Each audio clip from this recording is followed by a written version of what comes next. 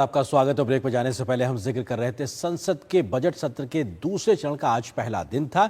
किस तरीके से इसमें हंगामा भी देखने को मिला, कई मुद्दों पर रार तकरार भी देखने को मिली, इसी पे हम करेंगे चर्चा। इसी से जुड़ा है आज का हमारा विशेष भी, जो आपकी इस वक्त टेलीविजन स्क्रीन पर। संसद में पक्ष विपक्ष में रार, सियासत जोरदार, और ये सियासत लगातार देखने को मिली है तमाम राजनीतिक दलों के बीच में।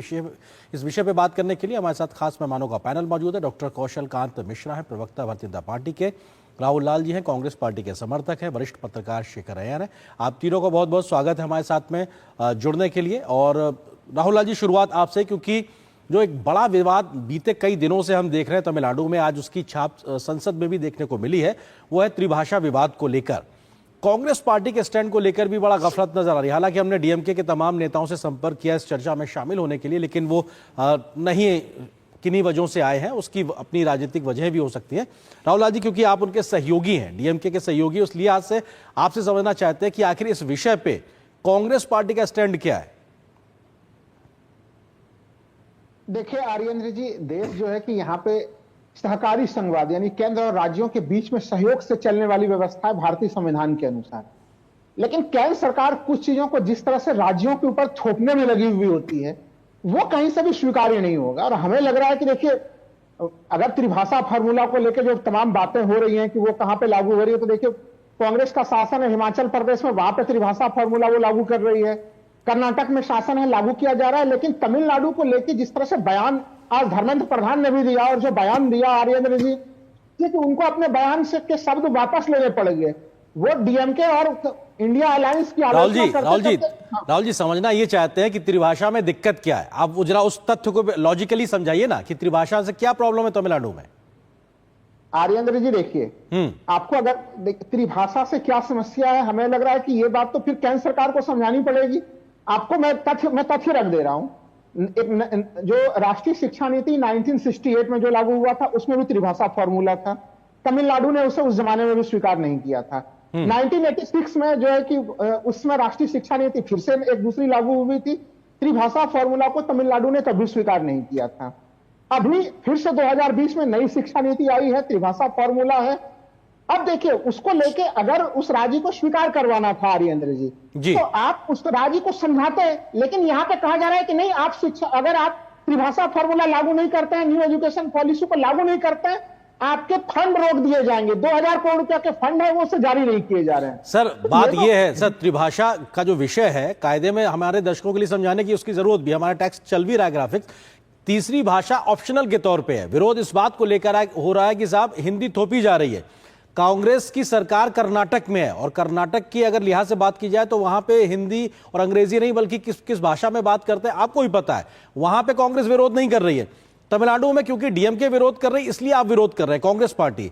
और हिंदी थोपने का विषय नहीं हो रहा है, एक ऑप्शनल के तौर पर अगर बच्चों को पढ़ना है और टीचरों को पढ़ाना है, वो स्वीकार्यता एक तरीके से दी गई है, राज्य को पूरा फ्लेक्सिबिलिटी दी गई है। उसके बाद क्यों राजनीति हो रही है? सवाल ये है। आप राहुल जी, मैं आप ही के सवाल का ही उत्तर दे रहा हूं जी, कि देखिए कितना अच्छे से आपने तथ्यों को रखा और समझाने का प्रयास किया। केंद्र सरकार के मंत्रियों को अहंकारी राजा का स्वरूप ना लेके, उन्हें अपने एक राज्य तमिलनाडु जहां पे कि इसको लेके असहमति बन रही है, उन्हें समझाने का प्रयास करना चाहिए। लेकिन केंद्र सरकार अपने बहुमत के दम पे जो भी अपने घमंड में, वो समझाने में नहीं बल्कि वो ब्लैकमेलिंग का प्रयास कर रही है। सर आपका राहुल जी, आपका ये तथ्य गलत, क्योंकि डीएमके की वहां की राज्य सरकार और केंद्र सरकार के नुमाइंदों के बीच में बैठक हुई है, एक पूरे फॉर्मूले पे सहमति बनी थी, लेकिन उस फॉर्मूले पे जिस पे सहमत बनी थी उससे वो विड्रॉ करके, मैं आता हूं आपके पास में, हमारे पास राहुल जी मैं आता हूं आपके पास, क्योंकि और भी मेहमान हमारे पास में, मैं आता हूं आपके पास जी। धर्मेंद्र प्रधान ने बिल्कुल वो सदन में गलत रखी, डीएमके बिल्कुल, हाँ, जो शब्द उन्होंने बोला उसको उन्होंने विड्रॉ किया और सदन की कार्रवाई से हटा दिया गया।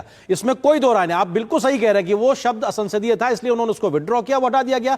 वो विरोध बिल्कुल जायज है, लेकिन तमिलनाडु के बच्चों के भविष्य के साथ में उनको विकल्प कम दिए जाएं, यह गैर वाजिब सी बात है। कौशल कांत मिश्रा जी हमारे साथ में, बीजेपी के प्रवक्ता। कौशल जी, विरोध इस बात को लेकर भी हो रहा है कि बीजेपी या कहा जाए केंद्र सरकार हिंदी थोपने की कोशिश कर रही है, और क्या आप बेहतर से समझा नहीं पा रहे अपनी बात को कि आप थोप नहीं रहे, आप तो विकल्प दे रहे हैं उनको? कौशल जी। सिंह साहब, जैसा कि राहुल लाल जी ने खुद ही बताया, तो इसके पहले जब 2 बार एजुकेशन पॉलिसी लाई थी कांग्रेस की सरकार, तो क्या वो भाषा थोप रही थी? नहीं ना। एक राष्ट्रीय पॉलिसी होती है जिसको हर प्रदेश में लागू किया जाता है। और यो भी ये ऑप्शनल है, आप बच्चे की मर्जी है वो पढ़े ना पढ़े। और एक चीज और बड़ा क्लियर बताना चाहूंगा राहुल जी, शायद आपको नहीं पता होगा, जो त्रिभाषा रोकने की जो बात हो रही है वो केवल सरकारी स्कूलों में रोकने की बात हो रही है। प्राइवेट स्कूल जो किसी भी स्टेट का लगभग 80% है, उन सब जगह त्रिभाषा ऑलरेडी चल रही है।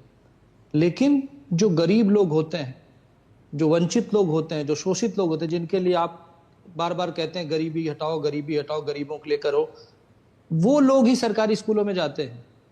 और वही लोग विदेश नहीं जा सकते, तो वो एक जगह से दूसरी जगह पूरे देश में घूम करके एक जॉब कर सकते हैं।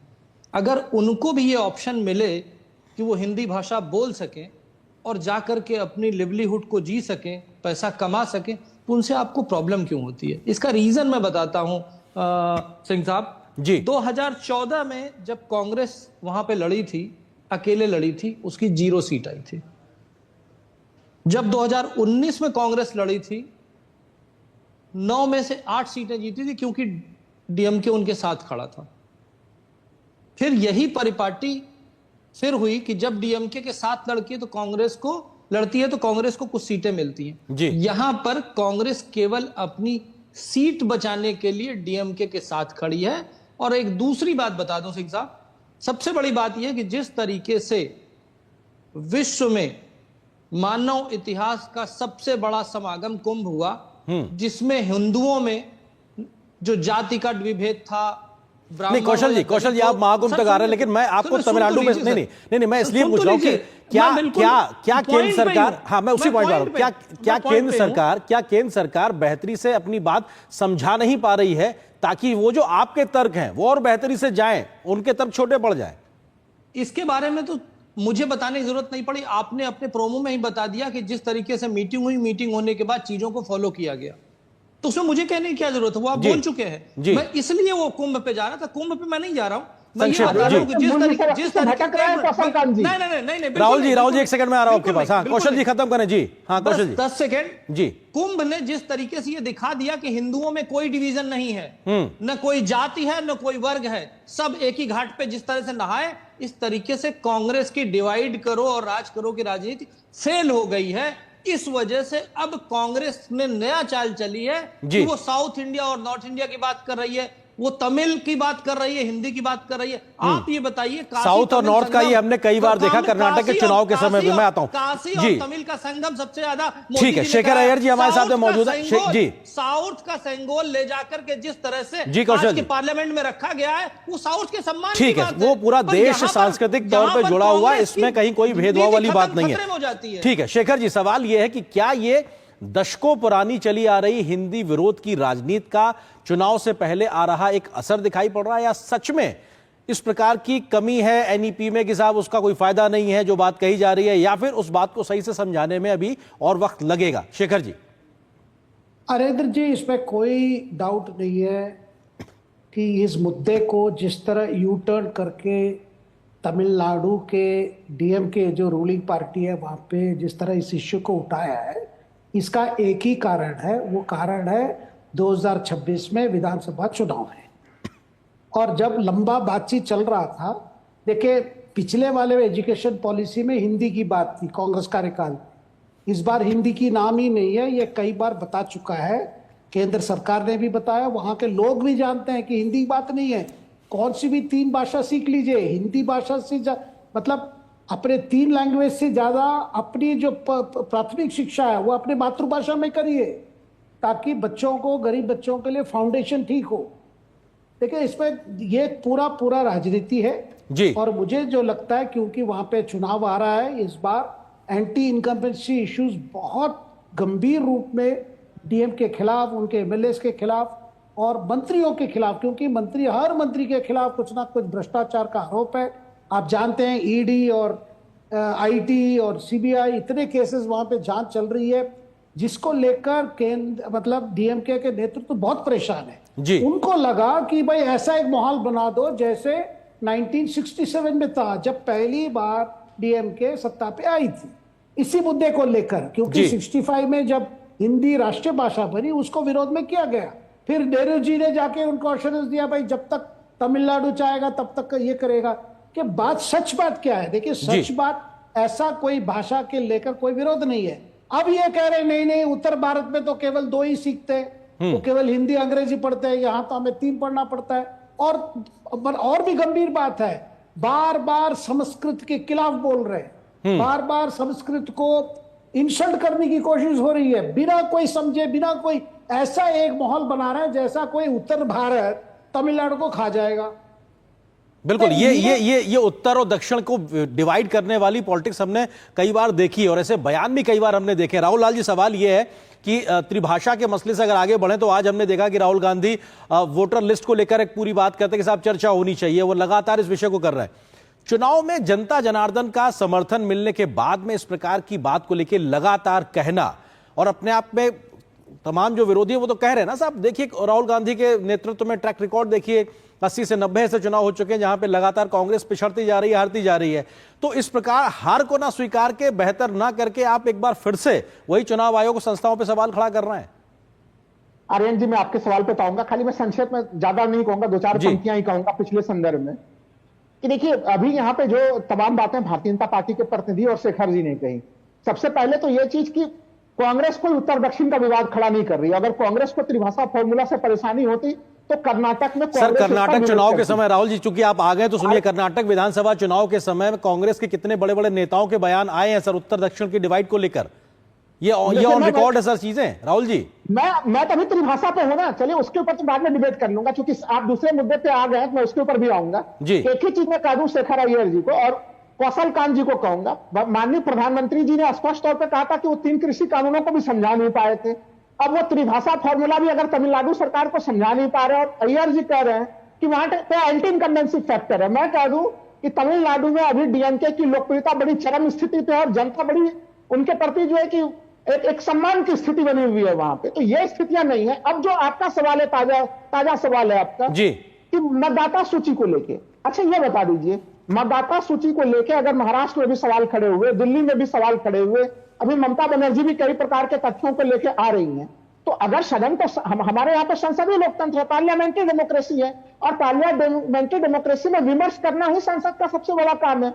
वैसे स्थिति में मतदाता सूची पे अगर चर्चा हो जाए यहाँ पे, विपक्ष ने गंभीर प्रमाण दिए हैं आर्यन जी कि वो वहां पे नए प्रकार के वोटों को किस तरह से, कौशल जी चर्चा में क्या बुराई है? सरकार चर्चा अगर करा ले तो और बेहतर हो जाएगा, चीजें ऑन रिकॉर्ड आ जाएंगी जल्दी से। लगता है कि आज का पूरे दिन का अगर प्रोग्राम देखा होता राहुल लाल जी ने तो ये कहा ही नहीं होता, क्योंकि सदन के स्पीकर महोदय ने ये कहा था कि हर तरह की चर्चा के लिए तैयार है, लेकिन नियम से चलेगा ना।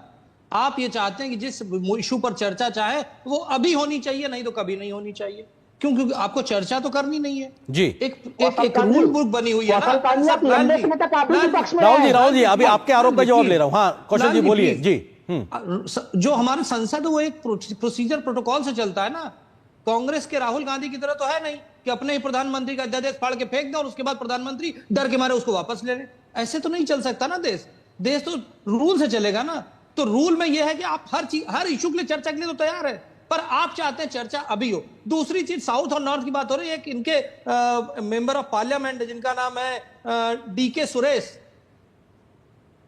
याद है ना आपको, जो डीके शिव कुमार जी के छोटे भाई हैं, उन्होंने तो साउथ को एक अलग स्टेट बनाने की मांग कर दी थी, भूल गए आप? याद है आपको? और आपके राहुल गांधी जाकर के वहां पे कहते हैं केरल में कि उत्तर प्रदेश के लोग तो बुद्धू हैं। ये कौन करने की कोशिश कर रहा है? राहुल गांधी और कांग्रेस को कोई रास्ता नहीं सूझ रहा है। परिसीमन के नाम पे उत्तर बनाम दक्षिण आप करने का प्रयास कर रहे हैं। कितनी बार हुआ? परिसीमन कितनी बार हुआ? जितनी बार आप कर रहे हैं। अरे भाई आपने, अरे सर दोनों लोग बोलेंगे तो किसी की बात नहीं समझ में आएगी। राहुल जी कौशल जी एक सेकंड, राहुल जी कौशल जी एक सेकंड, आप दोनों की बात नहीं समझ में आएगी, दोनों लगातार बोलेंगे। शेखर जी सवाल यह है कि किस प्रकार से, क्या ये राजनीति के लिहाज से राजनीति होती दिखाई पड़ रही है? क्योंकि जब लगातार चुनाव दर चुनाव अगर जनता स्वीकार नहीं कर रही है तो फिर से चुनाव आयोग पे या उनके कार्यशैली पे सवाल खड़ा करना, ये तो फिर वही दिखाता है ना कि साहब आप हार स्वीकार ना करके बहाने तलाश रहे हैं। शेखर जी वोटर लिस्ट के मामले बिल्कुल नहीं, देखिए लगातार जब चुनाव हार रहे हैं, पहले तो ईवीएम पे था, फिर वीवीपैट पे था, अब जाके कह रहे हैं नहीं एक ही नंबर, दोनों, एक हरियाणा में एक बंगाल में। अब इलेक्शन कमीशन ने तो पहले स्पष्टीकरण दिया, क्योंकि स्टेट्स को दिया गया वो नंबर रैंडम कंप्यूटराइज होता है। देखिए हरियाणा में जिसके पास जो कार्ड है जो नंबर उसको पता नहीं चलेगा कि कौन सा बूथ में जाके बंगाल में देना है। अगर वाकई कोई इसमें कोई गड़बड़ है, ऐसा तो नहीं होता। और इलेक्शन कमीशन की तरफ से भी करेक्शन की ऑर्डर हो गई। ये तो एक टेक्निकल एरर है। देखिए, ये टेक्निकल नंबर अलॉट हुआ है, इसका मतलब बाकी तो चीजें है ना, बूथ कौन सा है, कौन सा वार्ड है, कौन सा ये, वो तो बड़ा स्पष्ट है ना उसमें, वो तो सेम नहीं है। शेखर जी, समय खत्म हो रहा है जल्दी से। शेखर जी, समय खत्म हो रहा है जल्दी से, क्योंकि परसीमन को लेकर भी लगातार विवाद है और सरकार स्पष्ट कर चुकी किसी राज्य को नुकसान नहीं होने देंगे, लेकिन फिर भी एक बड़ी राजनीति देखने को मिल रही है। शेखर जी, बिल्कुल, देखिए ये जो डीलिमिटेशन, देखिए डीलिमिटेशन तो अभी क्यों स्टार्ट कर रहे हैं? पहले तो क्योंकि आपके जो संशोधन हुआ था हमारे संविधान में जी 2026 के बाद एक सेंसस के बाद जाके डीलिमिटेशन कमीशन बैठेगा। वो कमीशन सारे राज्यों को विजिट करेगा, करके सबकी राय सुनेगी, फिर उसकी रिकमेंडेशन आएगी, उस पर केंद्र सरकार फिर हर राज्य के साथ बातचीत करेगी। ये लंबा चक्कर है, अभी क्यों कर रहे हैं? कम से कम जम्मू कश्मीर में लोग परिसीमन की स्थिति देख चुके हैं कि उसमें किस तरह से जम्मू के वहां को बढ़ाया गया और कश्मीर राहुल जी, एक सेकंड। नहीं, आप हैरान होंगे, जितने कांग्रेस केंद्र लेवल पे इस बातों को नहीं बोल रही है। ये केवल तमिलनाडु तक ही सीमित है और बाकी इंडी अलायंस के पार्टी, समाजवादी बिल्कुल, तमिलनाडु में कांग्रेस इस बात को कहती है, लेकिन कर्नाटक में उसका एक तरीके से खामोशी अख्तियार करती है, कहा जाए इस प्रकार की व्यवस्थाओं पे कुछ चुप रहती है। जी नहीं, आप ये 3 लैंग्वेज फॉर्मूला ले लीजिए। मलयालम जो बोलते हैं उनके लिए खतरा नहीं है हिंदी से, आंध्रा में खतरा नहीं है जो तेलुगु बोलते हैं। बिल्कुल, बहुत से राज्यों में कांग्रेस समर्थन में छोड़ तमिलनाडु को लगातार विरोध कर रही। फिलहाल वक्त इतनी अनुमति दे रहा है। आप तीनों का सर बहुत बहुत शुक्रिया इस धन्यवाद के साथ कि आप लोगों ने समय निकाला। बहुत शुक्रिया इस विषय पे विस्तार से बात करने के लिए। यहां पर एक छोटे से ब्रेक